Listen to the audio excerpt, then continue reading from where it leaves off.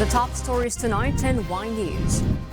The Commission on Elections reminds candidates who vied for positions during the 2022 elections to file their statements of contributions and expenditures until June 8. The implementation of higher toll rates at the Manila-Cavite Toll Expressway or Cavitex has been deferred to May 22. Malacanang recognizes that more needs to be done to help lift Filipinos out of poverty after a survey showed that the more Filipinos consider their families as poor. Health experts warned against the onset of illnesses associated with the rainy season.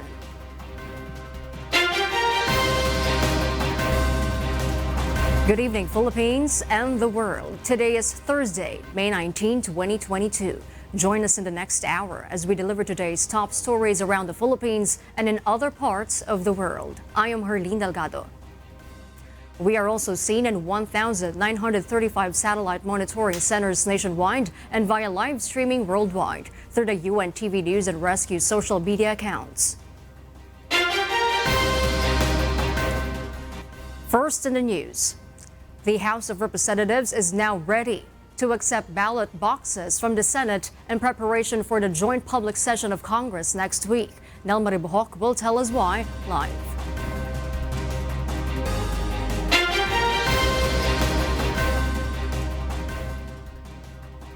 The Senate and House of Representatives will begin canvassing votes on May 24, Tuesday, for the presidential and vice presidential candidates in the recently concluded national elections. The Senate and House officials have agreed to transfer the ballot boxes containing the certificates of canvass and election returns from the Senate in Pasay City to the House of Representatives in Quezon City in the early morning of May 23.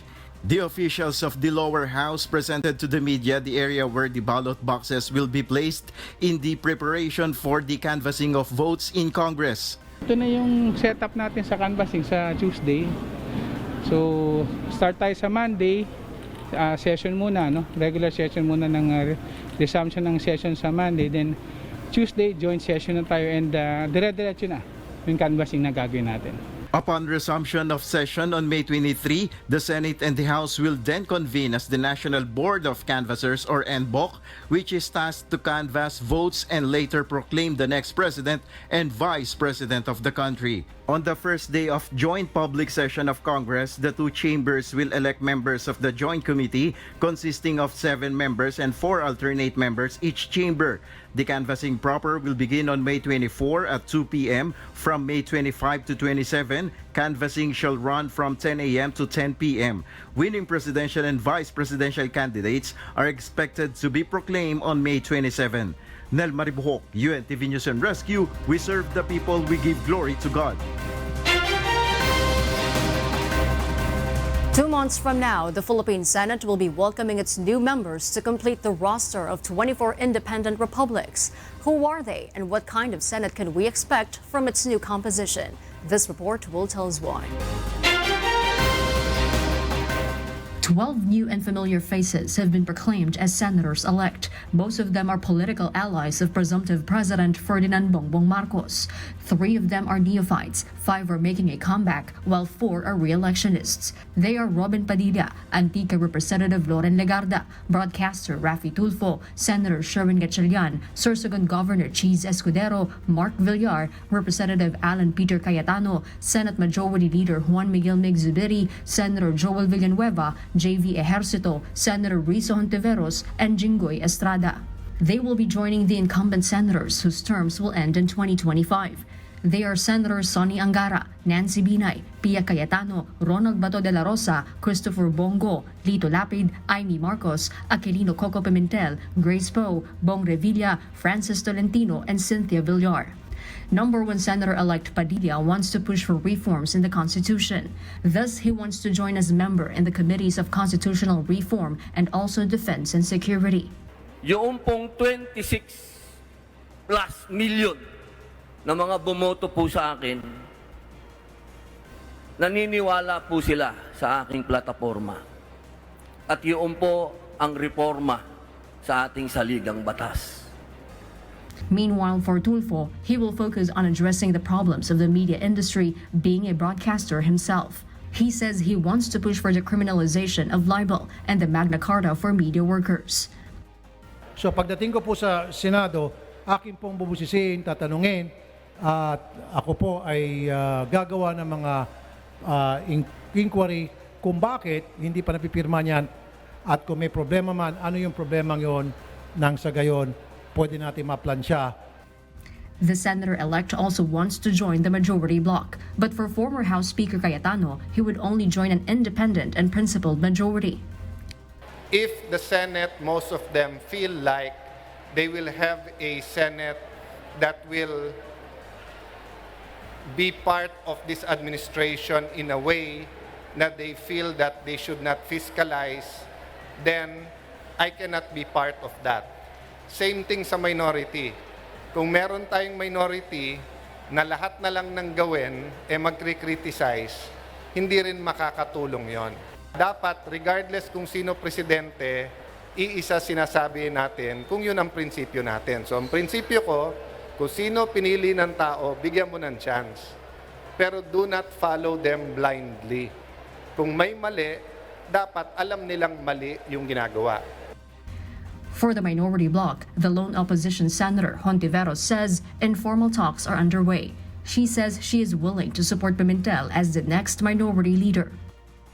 Malinaw yung pagnanais na makabuo ng isang minorya, gaano man siya kaliit o mas malaki, na magsisilbing epektibong check and balancer, fiscalizer, tulad ng pinagsumikapan namin sa kasalukuyang minorya sa pamumuno ni Minority Leader Sen Frank, at isang minorya din na kayang makipagtrabaho sa majority. On the other hand, Villanueva says he is open to join the minority group, but he defers to the decision of the so-called seatmates bloc.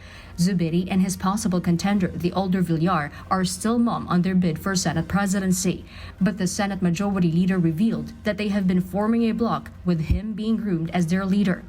The third and final session of the 18th Congress will go on sine die adjournment on June 3, while the 18th Congress itself will close on June 30. The 19th Congress will open on June 25. Hardin Delgado, UNTV News and Rescue. We serve the people. We give glory to God. The recent survey done by the Social Weather Station showed that nearly half Filipino families rated themselves as poor. Rosalie Coz explains the reasons why.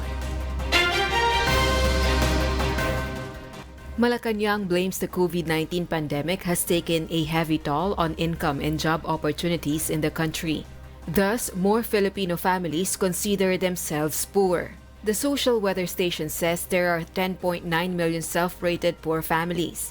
This is based from the recent survey conducted from April 19 to 27, 2022 through face-to-face interviews with 1,440 individuals nationwide. This is slightly higher from the December 2021 survey, which showed 10.7 million Filipino families consider themselves poor. SWS adds in the 10.9 million self-rated poor families in April 2022, 1.5 million families are newly poor or who were non-poor 1 to 4 years ago. Further, 43% of Filipino families rated themselves poor. 34% said they are borderline poor, while 23% felt they are not poor. SWS explains that self-rated poor families increased in Mindanao and Metro Manila. Meanwhile, the survey also found 7.9 million self-rated food poor families in the country, or 31% families feel food poor. Acting Presidential Spokesperson and Presidential Communications Secretary Martin Andanar said much more actions needs to be done to lift Filipino families from their poor condition. That is why the Duterte administration adopted a 10-point policy agenda for the economic recovery. Such policies direct all government agencies to ensure projects and programs are aligned. This includes strengthening healthcare capacity, accelerating and expanding the vaccination program, further reopening the economy, and expansion of public transportation capacity, resumption of face-to-face learning, reduction of restrictions on domestic travel and standardization of LGU requirements, relaxation of requirements for international travel, among others. Rosalie Coz, UNTV News and Rescue. We serve the people, we give glory to God. The concessionaire of the Manila-Cavite Toll Expressway, or Cavitex, confirms that its toll increase will take effect starting Sunday, May 22. Some affected entrepreneurs, however, complain of the rate adjustment. Asha Kadapan Jr. explains why. The concessionaires of the Manila-Cavite Toll Expressway, or Cavitex, target more public utility vehicle drivers and operators to benefit from the old toll rate under the Toll Reprieve program. In a statement, the Cavitex Infrastructure Corporation confirms they deferred the implementation of the new toll rate to give more time for the registration of PUV drivers and operators to the said program. But today, the CIC and its joint venture partner Philippine Reclamation Authority announced the adjustment will finally take effect starting on Sunday, May 22. The new toll rates in its Parañaque Toll Plaza will be 33 pesos for Class 1 vehicles, 67 pesos for Class 2 vehicles, and 100 pesos for Class 3 vehicles. The North Luzon Expressway, on the other hand, has already increased their toll on May 12. And with the toll hikes in the expressways, affected entrepreneurs appear to lower the cost, especially while the country is still under a pandemic. Malaki epekto nito kasi ang mga abono at mga ginagamit namin sa gulay, ang laki ng itinaas. Tapos tumaas ang mga kurudo, gasolina, di ba? Tapos tumaas pa sa NLEX. Ang laking kahirapan para sa mga biyahero. A group of vegetable dealers in Balintawak, Quezon City explains the toll adjustment does not automatically mean that the prices of their goods will also increase. Yun sana kung makukuha namin, kaya lang hindi man namin kayang pilitin na mamili kasi yun lang ang kaya nila. Kung ano lang ang kaya na mamili, pipresyo lang kami pero hindi naman susunod yung amin lahat dahil meron din silang gustong presyo. UV Express drivers and operators plying the concerned expressways, however, asked for fare hike amid the increasing cost of basic expenditures. Medyo nabigla din dahil nga sa pagtaas, medyo mataas na rin ang diesel. So halos wala na rin kami kinikita. Napupunta na rin sa toll fee saka sa diesel. The affected sectors hope the next administration hears their call for assistance as the government aims for progress across the country. Asher Kadapan Jr., UNTV News and Rescue. We serve the people, we give glory to God. Around 3.6 million minimum wage earners might benefit from the wage increase approved by regional wage boards in the country. Meanwhile, the National Wages and Productivity Commission explains granting wage hikes requires several considerations. Eileen Sarudo will tell us why. The National Wages and Productivity Commission said employers should be able to provide the necessary wage increase to their workers. This is one of the criteria to be considered in order to come up with a recommendation for the wage hike. The NWPC also said the country's economic situation should also be considered.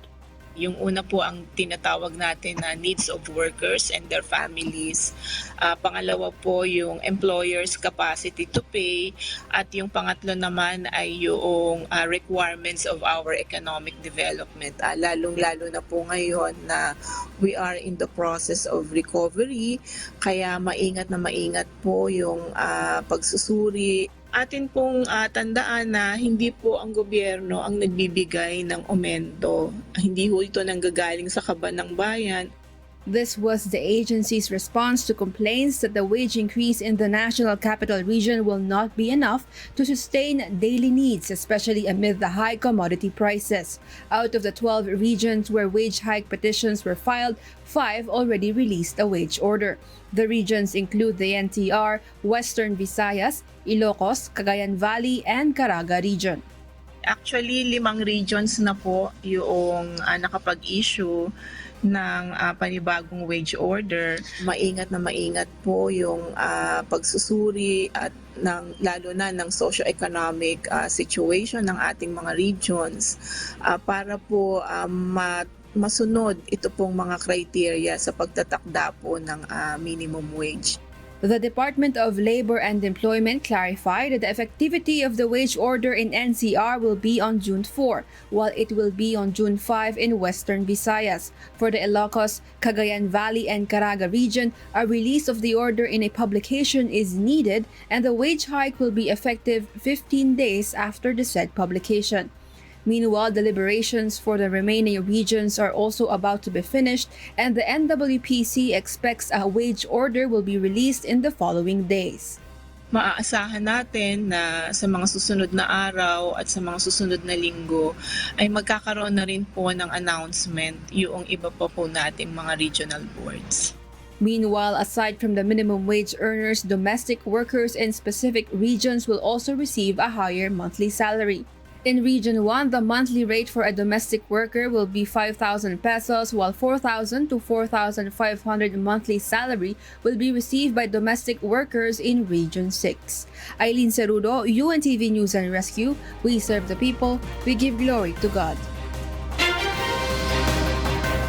The Commission on Elections reminds all candidates and political parties to submit their Statement of Contributions and Expenditures or SOSE by June 8. Dante Almendot reports why.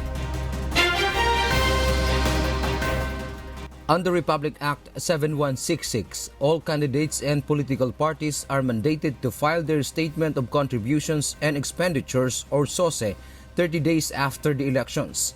The deadline for submission is on June 8, 2022. The SOSE is composed of true and itemized statement of all contributions and expenditures from the first day until the last day of campaign. The filing of SOSE is for the Commission to determine whether a candidate or political party did not exceed the spending limit required by law. An elected candidate will not be allowed to assume office if he failed to file his SOSE. The other penalty is imprisonment. Pinapaalala po namin sa inyo na meron pong karampatang administrative penalties kapag po hindi kayo nakapag-file ng inyong SOSE on time. Lalong-lalo na po dun sa 2 beses nang hindi nakapag-file ng SOSE, meron pong administrative penalty yan ng perpetual disqualification under Republic Act 7166. The Commission also warns candidates not to alter the figure in their SOSE. Huwag po ninyong balakin na doktorin o dayain kasi po kay ine-examine po ng aming Campaign Finance Office yung pong mga resibo na pagkinagastusan ng inyong SOSE. Second, yung pong mga resibo lalo na po dun sa inyong mga ads ay sinasubmit din po sa amin. So that is why we are able to verify. COMELEC Acting Spokesperson Director Janrex Laudianco adds, even those who withdrawn their candidacy will still need to file their SOSE as long as they are official candidates and the expenditures made were within the campaign period. Dante Amento, UNTV, News and Rescue. We serve the people. We give glory to God. Presumptive President Bongbong Marcos Jr. conducted a meet and greet with his Filipino supporters during his 3-day trip to Australia with his family as private citizens. Janice and Henta reports. Some Filipinos in Australia warmly welcomed presumptive President Bongbong Marcos Jr. during his 3-day visit after the 2022 national elections in the Philippines. Marcos Jr. is with his family for a vacation in Australia. In a video shared by Liz Kimora, BBM supporters can be seen waiting outside a hotel where the Marcos family was checked in. We have our president here for Australia! Of the Philippines! We welcome Mr. President! Naiiyak po kami kasi mahal na mahal po namin ang aming first family. Para sa Pilipinas, we are one country, one nation. Aside from Liz, Kat Lagarto, a Pinay international student, also expressed her excitement to personally meet BBM. Unexpected po na na-meet namin si BBM. Nagbakasakali lang po talaga ako. Kaya thankful and very, very happy po kami. They took that time to go out and thank the people who have given them support. Kaya po, napaka-happy po namin doon. Last Monday, Marcos Jr. spokesperson Attorney Victor Rodriguez confirmed that the Marcos family went to Australia for a much-needed rest after several months of campaigning. He also revealed that BBM and Prime Minister Scott Morrison had talks. It's a private trip made by President-elect Bongbong with his family. Ay nagpahatid ng congratulatory message ang pinuno ng bansang Australia dahil sa integridad na naganap sa ating halalan nung nakaraang Lunes at kanya ring ipinahatid ang kanyang pagbati sa sambayan ng Pilipino dahil payapa nating nairaos ang pinakademokratikong uri ng pamimili ng leader, and of course he affirmed yung kanilang gobyernong patuloy na mainit at close interaction at pakikipag-ugnayan sa pamahalaan ng Republika ng Pilipinas. Meanwhile, Attorney Rodriguez was dismayed on the behavior of some Pinoys in Australia who continue to protest against the incoming leadership of Marcos. Nakakahiya. Bilang Pilipino, nakakahiya. Uulitin ko, wala sa kaugalian nating mga Pilipino ang hiyain ang kapwa mo Pilipino sa ibang bansa. Ang Pilipino ay kilala na nagtutulungan. Mababait tayo. Huwag niyo hong gawin yan sa ibang bansa, sa ibang bayan. The Marcos family is scheduled to return to the Philippines today, where the plan regarding his proclamation is also expected to be discussed. Janice Enhente, UNTV, News and Rescue. We serve the people, we give glory to God.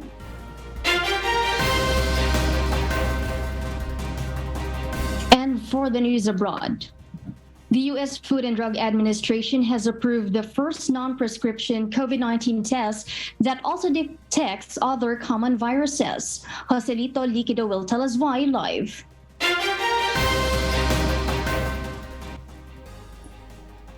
Yes, Joselito, go ahead. Good evening, Marielle. The new test kit is called the Seasonal Respiratory Virus RT-PCR DTC test developed by LabCorp, which operates one of the largest clinical laboratory network in the world. The test kit is capable of detecting whether a person has COVID-19, influenza A and B, and another common virus, RSV, or respiratory syncytial virus. Ordinarily, a person would need to go to the doctor to test for all three viruses at once, but the new respiratory virus test will allow them to collect nasal swabs at home and then send it to the company for analysis. Results are typically ready 1 to 2 days after LabCorp receives the test samples. Dr. Jeff Shuren, head of the FDA Center for Devices and Radiological Health, says that this is the first test that can cover all three viruses while taking the samples at the comfort of their own homes without the need for healthcare professional consultation. Starting in early June this year, the respiratory virus collection kits can be purchased in the U.S. online or in a store without the prescription through LabCorp's on-demand platform. Marielle? Thank you, Joselito Liquido, reporting live. Health authorities in Shanghai will be facing huge pressure to keep China's most populous city COVID-free. Ia De Vera will tell us why live.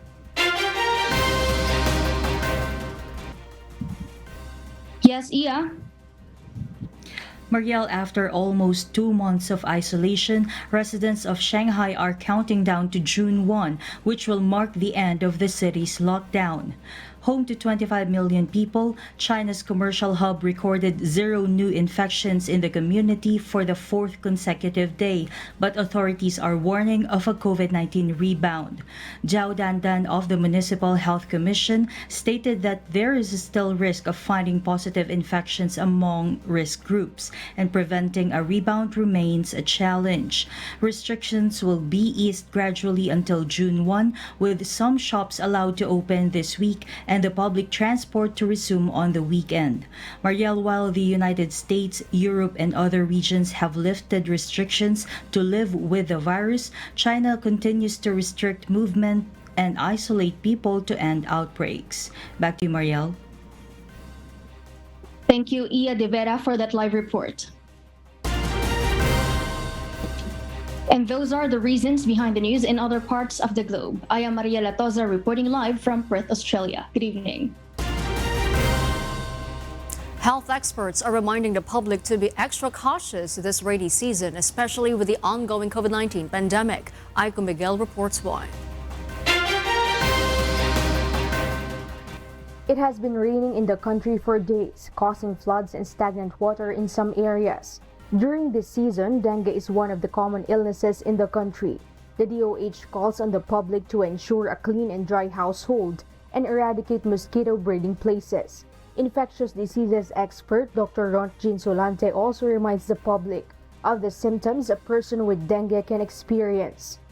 During rainy season, kung saan namumugad yung mga lamok na yan, taas din ang rate ng dengue infector. And when we have dengue, it can also have the same symptoms, no?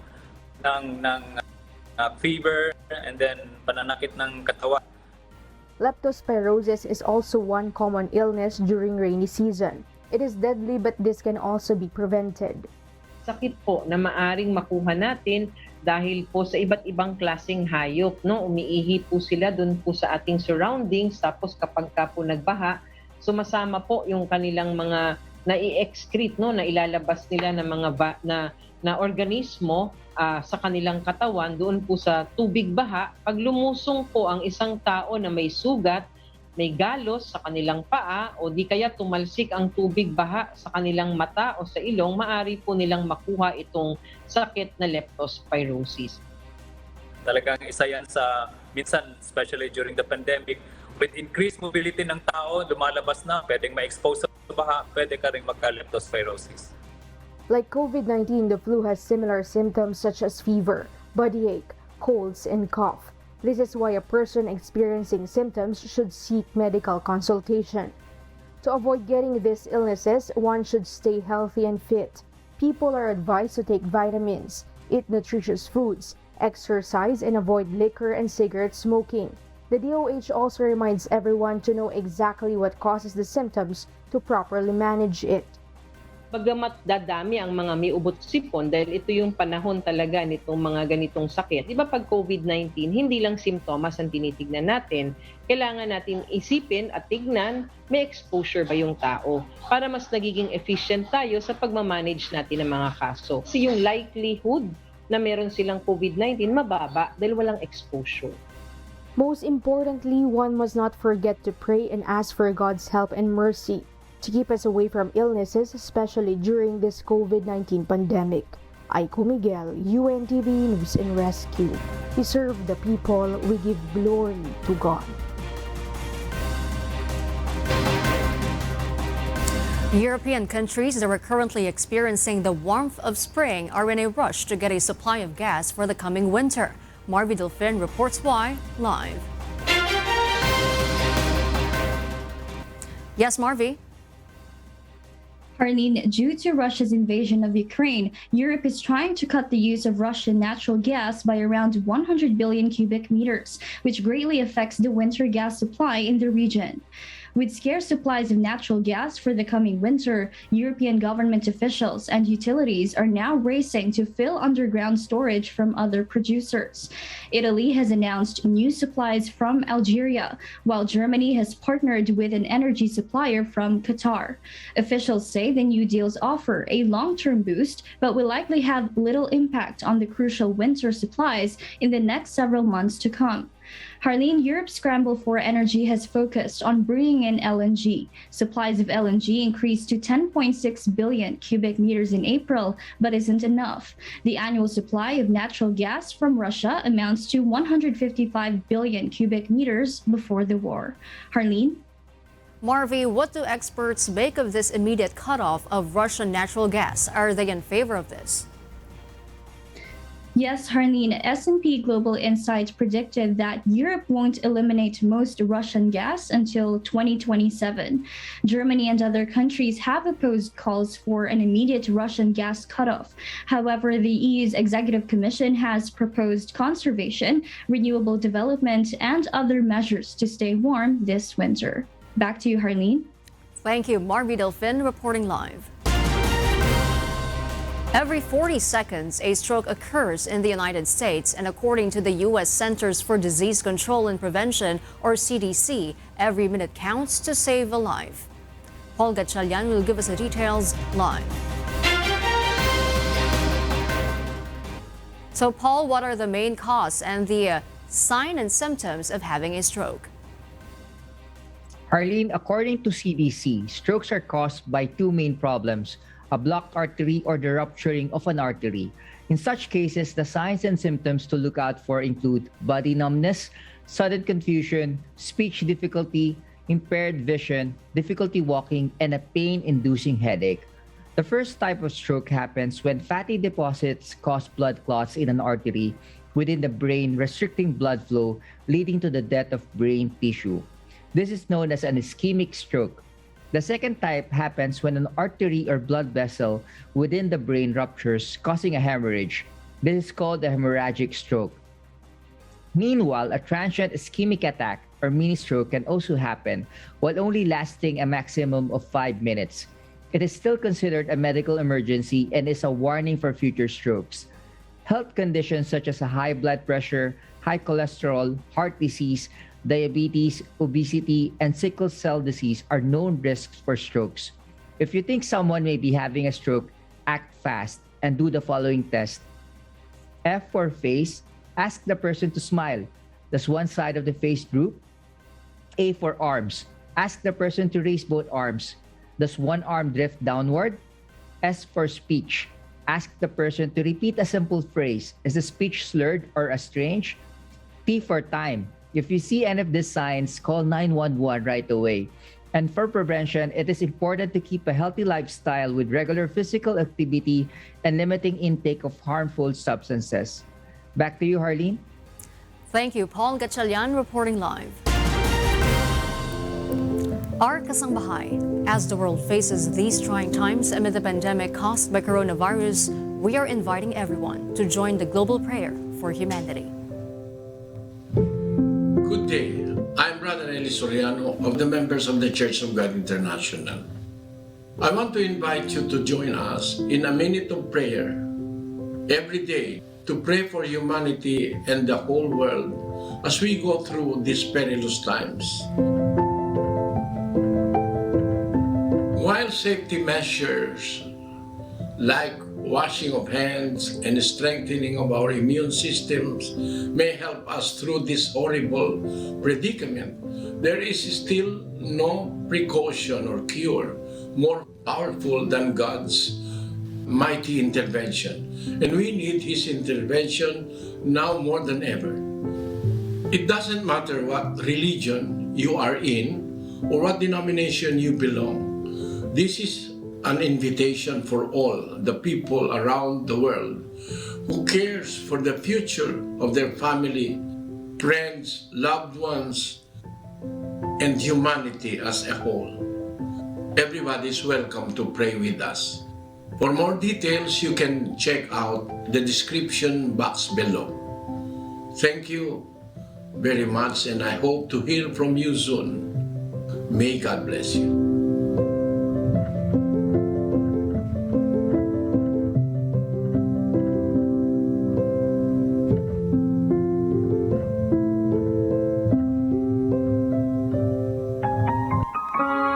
And before we close, we will leave you with a word, giving glory to God. From the book of Proverbs, chapter 12, verse 28. It says, "In the way of righteousness is life, and in the pathway thereof there is no death."